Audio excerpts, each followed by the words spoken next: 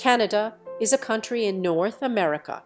Its 10 provinces and 3 territories extend from the Atlantic Ocean to the Pacific Ocean and northward into the Arctic Ocean, making it the world's second largest country by total area, with the world's longest coastline. Its border with the United States is the world's longest international land border. The country is characterized by a wide range of both meteorologic and geological regions. It is a sparsely inhabited country of 40 million people, the vast majority residing south of the 55th parallel in urban areas.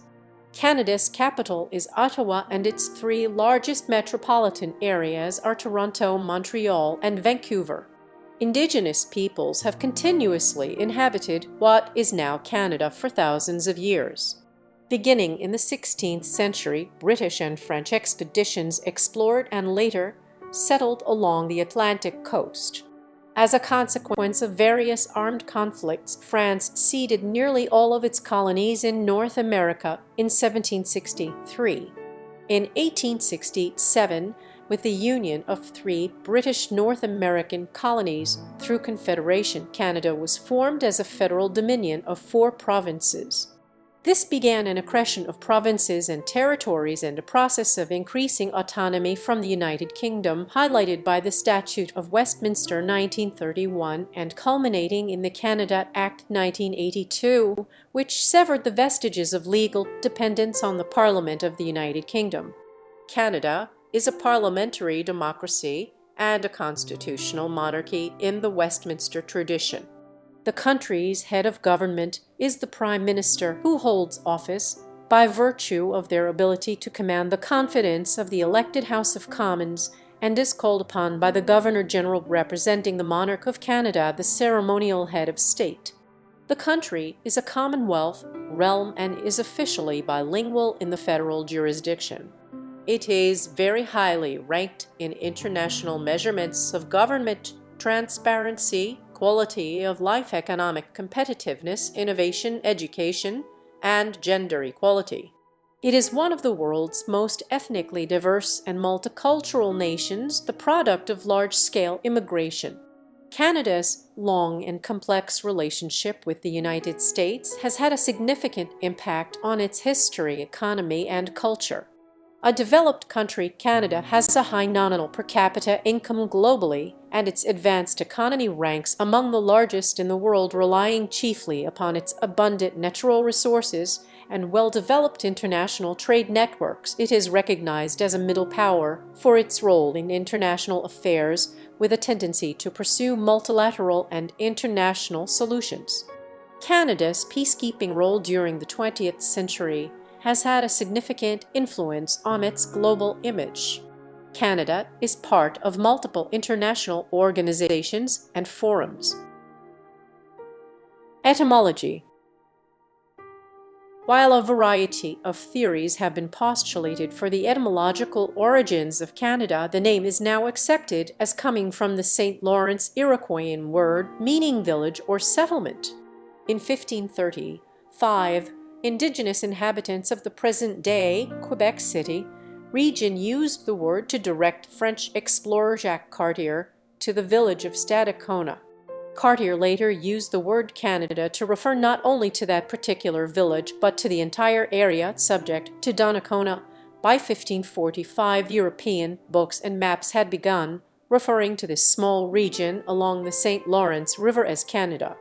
From the 16th to the early 18th century, Canada referred to the part of New France that lay along the St. Lawrence River. In 1791, the area became 2 British colonies called Upper Canada and Lower Canada. These 2 colonies were collectively named the Canadas until their union as the British Province of Canada in 1841. Upon Confederation in 1867, Canada was adopted as the legal name for the new country at the London Conference, and the word Dominion was conferred as the country's title. By the 1950s, the term Dominion of Canada was no longer used by the United Kingdom, which considered Canada a realm of the Commonwealth. The Canada Act 1982 which brought the Constitution of Canada fully under Canadian control, referred only to Canada. Later that year, the name of the national holiday was changed from Dominion Day to Canada Day. The term Dominion was used to distinguish the federal government from the provinces, though after the Second World War the term federal had replaced Dominion. History. Indigenous peoples. The first inhabitants of North America are generally hypothesized to have migrated from Siberia by way of the Bering Land Bridge and arrived at least 14,000 years ago. The Paleo-Indian archaeological sites at Old Crow Flats and Bluefish Caves are two of the oldest sites of human habitation in Canada. The characteristics of Indigenous societies included permanent settlements, agriculture, complex societal hierarchies, and trading networks. Some of these cultures had collapsed by the time European explorers arrived in the late 15th and early 16th centuries and have only been discovered through archaeological investigations. Indigenous peoples in present-day Canada include the First Nations, Inuit, and Métis, the last being of mixed descent, who originated in the mid-17th century when First Nations people married European settlers and subsequently developed their own identity. The indigenous population at the time of the first European settlements is estimated to have been between 200,000 and 2 million, with a figure of 500,000 accepted by Canada's Royal Commission on Aboriginal Peoples. As a consequence of European colonization, the indigenous population declined by 40 to 80%, and several First Nations, such as the Beothuk, disappeared. The decline is attributed to several causes, including the transfer of European diseases such as influenza, measles, and smallpox, to which they had no natural immunity, conflicts over the fur trade, conflicts with the colonial authorities and settlers, and the loss of indigenous lands to settlers and the subsequent collapse of several nations' self-sufficiency. Although not without conflict, European Canadians' early interactions with First Nations and Inuit populations were relatively peaceful. First Nations and Métis peoples played a critical part in the development of European colonies in Canada, particularly for their role in assisting European coureurs desk boys and voyageurs in their explorations of the continent during the North American fur trade. These early European interactions with First Nations would change from friendship and peace treaties to the dispossession of indigenous lands through treaties. From the late 18th century, European Canadians forced Indigenous peoples to assimilate into a Western Canadian society. These attempts reached a climax in the late 19th and early 20th centuries with forced integration through state-funded boarding schools, health care segregation, and displacement. A period of redress began with the formation of the Truth and Reconciliation Commission of Canada by the Government of Canada in 2008. This included recognition of past colonial injustices and settlement agreements and betterment of racial discrimination issues, such as addressing the plight of missing and murdered Indigenous women. European colonization. It is believed that the first documented European to explore the east coast of Canada was Norse explorer Leif Erikson. In approximately 1000 AD, the Norse built a small, short-lived encampment that was occupied sporadically for perhaps 20 years at Elant's Ox Meadows on the northern tip of Newfoundland. No further European exploration occurred until 1497, when seafarer John Cabot explored and claimed Canada's Atlantic coast in the name of Henry Roman VII of England.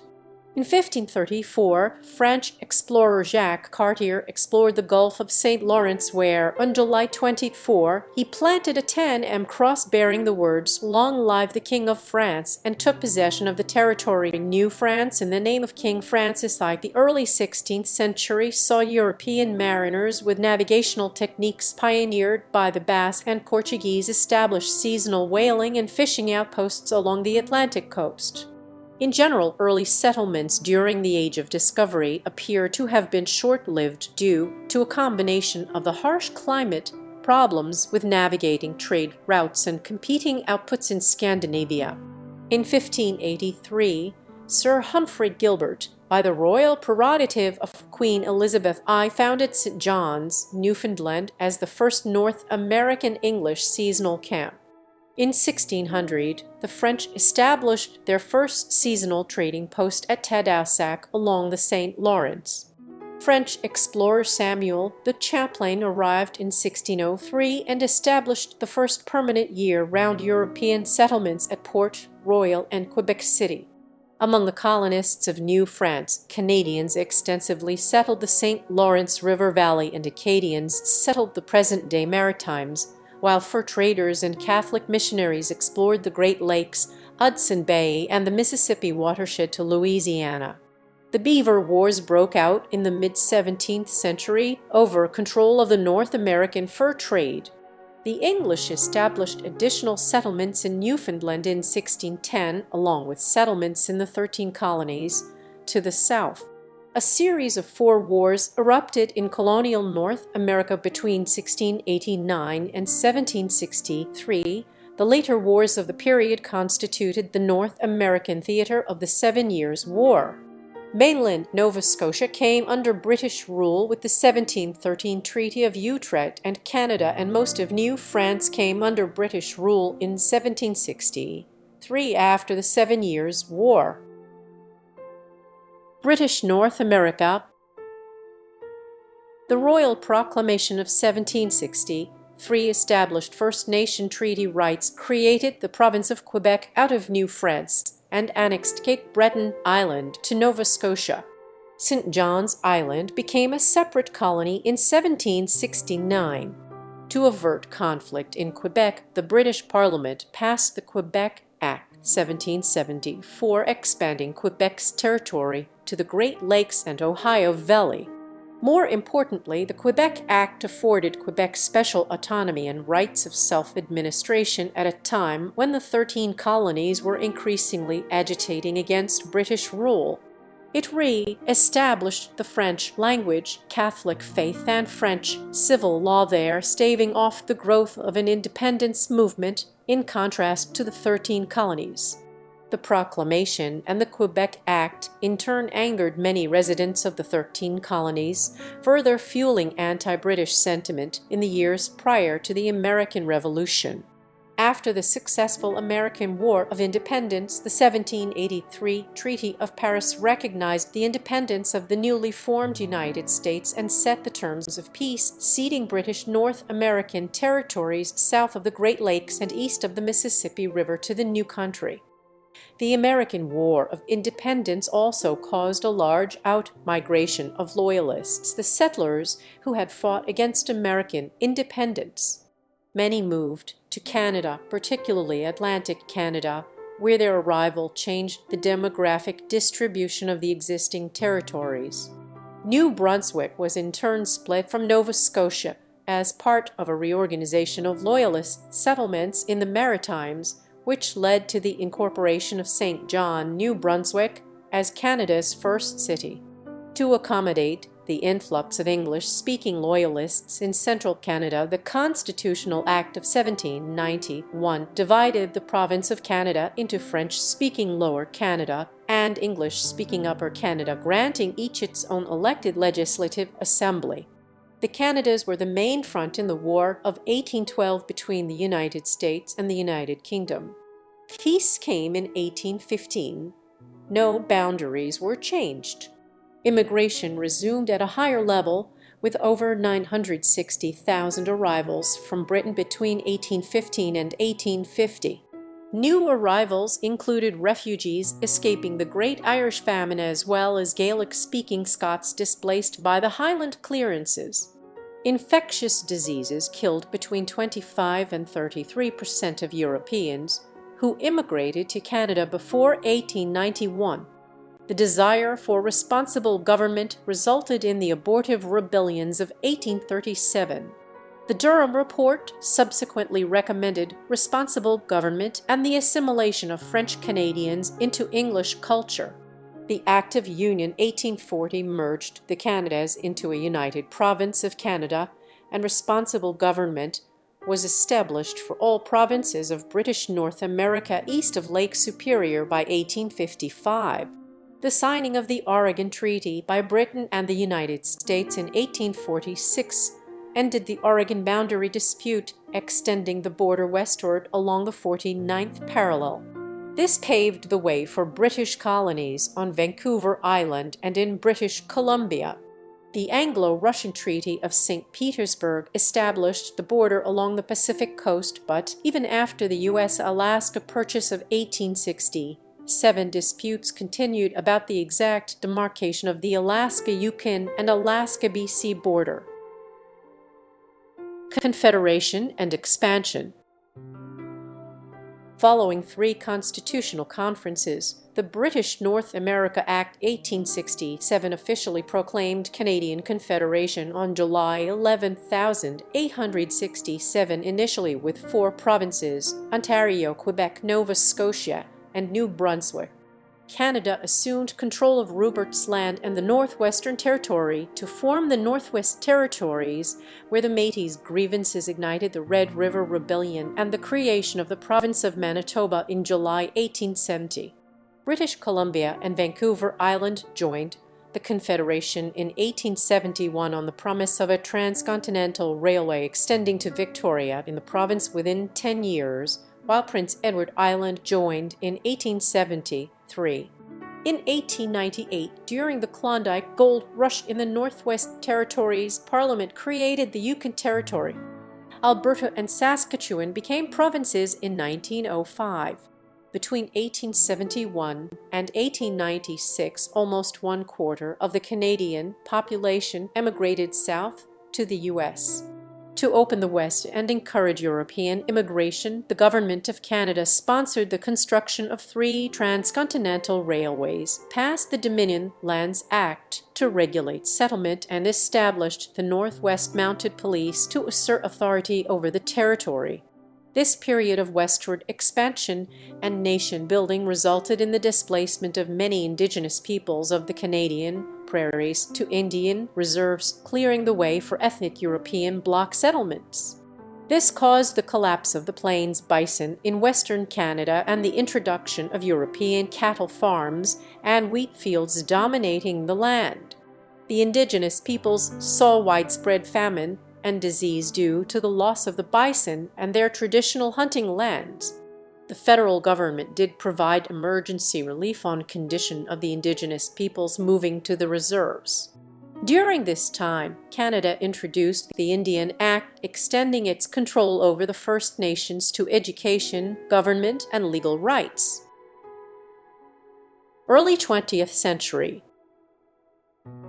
Because Britain still maintained control of Canada's foreign affairs under the British North America Act 1867, its declaration of war in 1914 automatically brought Canada into the First World War. Volunteers sent to the Western Front later became part of the Canadian Corps, which played a substantial role in the Battle of Vimy Ridge and other major engagements of the war. Out of approximately 625,000 Canadians who served in the First World War, some 60,000 were killed and another 172,000 were wounded. The conscription crisis of 1917 erupted when the Unionist cabinet's proposal to augment the military's dwindling number of active members with conscription was met with vehement objections from French-speaking Quebecers. The Military Service Act brought in compulsory military service, though it, coupled with disputes over French language schools outside Quebec, deeply alienated Francophone Canadians and temporarily split the Liberal Party. In 1919, Canada joined the League of Nations independently of Britain, and the Statute of Westminster 1931 affirmed Canada's independence. The Great Depression in Canada during the early 1930s saw an economic downturn leading to hardship across the country. In response to the downturn, the Cooperative Commonwealth Federation in Saskatchewan introduced many elements of a welfare state in the 1940s and 1950s. On the advice of Prime Minister William Lyon Mackenzie King, war with Germany was declared effective September 1000 939 by King George VI 7 days after the United Kingdom. The delay underscored Canada's independence. The first Canadian Army units arrived in Britain in December 1939. In all, over 1 million Canadians served in the armed forces during the Second World War, and approximately 42,000 were killed and another 55,000 were wounded. Canadian troops played important roles in many key battles of the war, including the failed 1942 deep raid, the Allied invasion of Italy, the Normandy landings, the Battle of Normandy, and the Battle of the Scheldt in 1944. Canada provided asylum for the Dutch monarchy while that country was occupied, and is credited by the Netherlands for major contributions to its liberation from Nazi Germany. The Canadian economy boomed during the war as its industries manufactured military material for Canada, Britain, China, and the Soviet Union.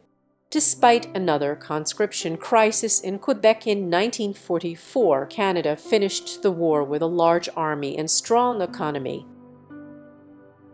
Contemporary era. The financial crisis of the Great Depression led the Dominion of Newfoundland to relinquish responsible government in 1934 and become a crown colony ruled by a British governor. After 2 referendums, Newfoundlanders voted to join Canada in 1949 as a province. Canada's post-war economic growth, combined with the policies of successive Liberal governments, led to the emergence of a new Canadian identity marked by the adoption of the maple leaf flag in 1965, the implementation of official bilingualism in 1969, and the institution of official multiculturalism in 1971. Socially democratic programs were also instituted, such as Medicare, the Canada Pension Plan, and Canada Student Loans, though provincial governments, particularly Quebec and Alberta, opposed many of these as incursions into their jurisdictions. Finally, another series of constitutional conferences resulted in the Canada Act 1982, the patriation of Canada's constitution from the United Kingdom, concurrent with the creation of the Canadian Charter of Rights and Freedoms. Canada had established complete sovereignty as an independent country under its own monarchy. In 1999, Nunavut became Canada's third territory after a series of negotiations with the federal government. At the same time, Quebec underwent profound social and economic changes through the Quiet Revolution of the 1960s, giving birth to a secular nationalist movement. The Radical Front de Libération du Québec ignited the October Crisis with a series of bombings and kidnappings in 1970, and the party Québécois was elected in 1976, organizing an unsuccessful referendum on sovereignty association in 1980. Attempts to accommodate Quebec nationalism constitutionally through the Meech Lake Accord failed in 1990. This led to the formation of the Bloc Québécois in Quebec and the invigoration of the Reform Party of Canada in the West. A second referendum followed in 1995, in which sovereignty was rejected by a slimmer margin of 50.6 to 49.4%. In 1997, the Supreme Court ruled unilateral secession by a province would be unconstitutional, and the Clarity Act was passed by Parliament, outlining the terms of a negotiated departure from Confederation. In addition to the issues of Quebec sovereignty, a number of crises shook Canadian society in the late 1980s and early 1990s. These included the explosion of Air India Flight 182 in 1985, the largest mass murder in Canadian history, the École Polytechnique massacre in 1989, a university shooting targeting female students, and the Oka Crisis of 1990, the first of a number of violent confrontations between provincial governments and Indigenous groups. Canada also joined the Gulf War in 1990 as part of a United States-led coalition force and was active in several peacekeeping missions in the 1990s, including the UNPROFOR mission in the former Yugoslavia. Canada sent troops to Afghanistan in 2001, but declined to join the United States-led invasion of Iraq in 2003. In 2011, Canadian forces participated in the NATO-led intervention into the Libyan civil war and also became involved in battling the Islamic State insurgency in Iraq in the mid-2010s. The country celebrated its sesquicentennial in 2017, 3 years before the COVID-19 pandemic in Canada began on January 270, 2020, with widespread social and economic disruption. In 2021, the possible graves of hundreds of Indigenous people were discovered near the former sites of Canadian Indian residential schools. Administered by various Christian churches and funded by the Canadian government from 1828 to 1997, these boarding schools attempted to assimilate Indigenous children into Euro-Canadian culture. Geography. By total area, Canada is the second largest country in the world after Russia. By land area alone, Canada ranks fourth due to having the world's largest area of freshwater lakes. Stretching from the Atlantic Ocean in the east along the Arctic Ocean to the north and to the Pacific Ocean in the west, the country encompasses 9,984,670 km² of territory. Canada also has vast maritime terrain, with the world's longest coastline of 243,042 km. In addition to sharing the world's largest land border with the United States spanning 8,891 km, Canada shares a land border with Greenland to the northeast on Hans Island and a maritime boundary with France's overseas collectivity of Saint-Pierre and Miquelon to the southeast.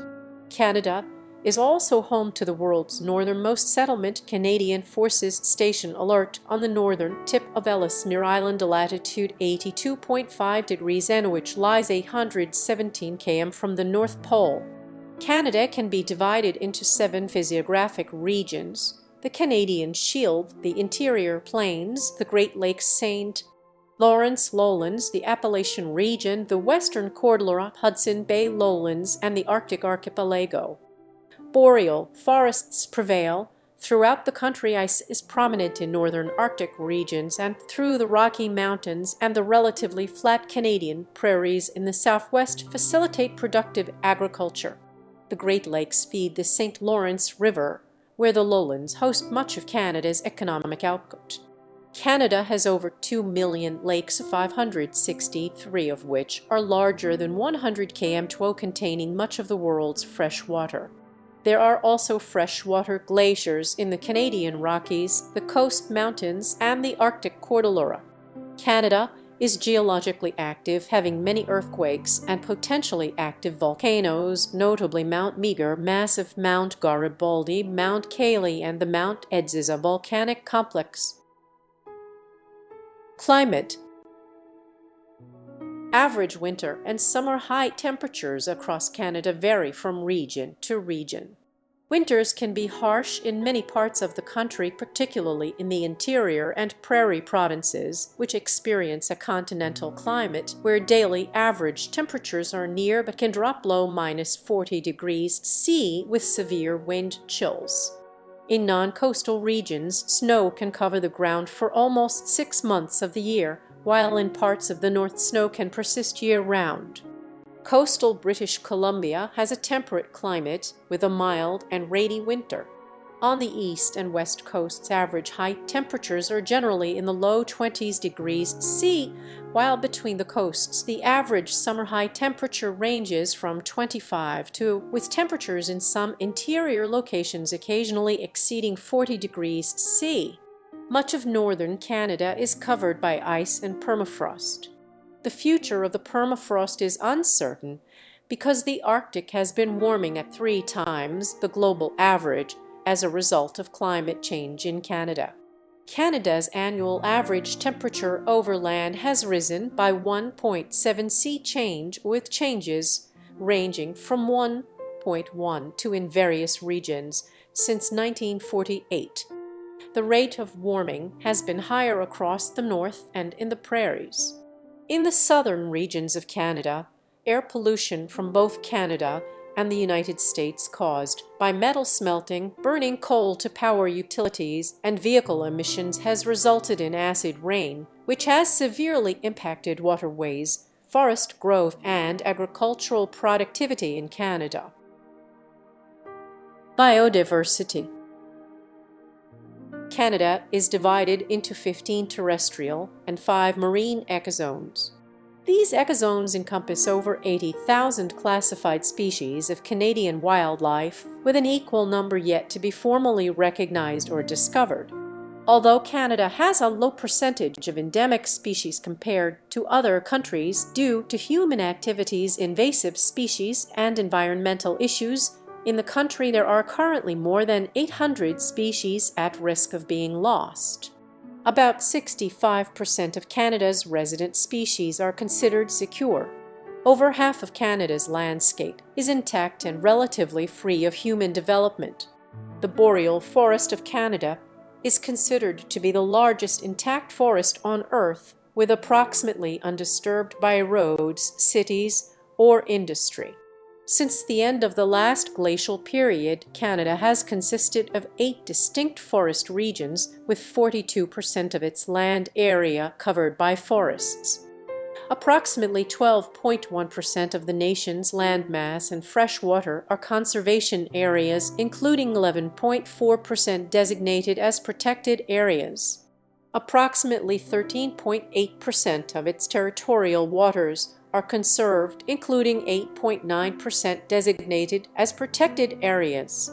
Canada's first national park, Banff National Park, established in 1885, spans 6,641 km² of mountainous terrain with many glaciers and ice fields, dense coniferous forest, and alpine landscapes. Canada's oldest provincial park, Algonquin Provincial Park, established in 1893, covers an area of 7,653.45 km². It is dominated by old-growth forest with over 2,400 lakes and 1,200 kilometers of streams and rivers. Lake Superior National Marine Conservation Area is the world's largest freshwater protected area, spanning roughly 10,000 km² of lakebed, its overlaying freshwater and associated shoreline on 60 km² of islands and mainland. Canada's largest national wildlife region is the Scott Islands Marine National Wildlife Area, which spans 11,570.65 km² and protects critical breeding and nesting habitat for over 40% of British Columbia's seabirds. Canada's 18 UNESCO biosphere reserves cover a total area of 235,000 km². Government and politics. Canada is described as a full democracy with a tradition of liberalism and an egalitarian, moderate political ideology. An emphasis on social justice has been a distinguishing element of Canada's political culture. Peace, order, and good government, alongside an implied Bill of Rights, are founding principles of the Canadian government. At the federal level, Canada has been dominated by 2 relatively centrist parties practicing brokerage politics: the centre-left-leaning Liberal Party of Canada and the centre-right-leaning Conservative Party of Canada. The historically predominant Liberals positioned themselves at the centre of the political scale.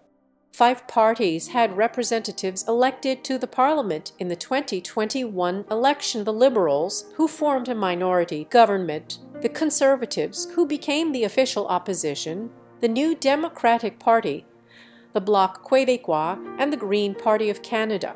Far-right and far-left politics have never been a prominent force in Canadian society.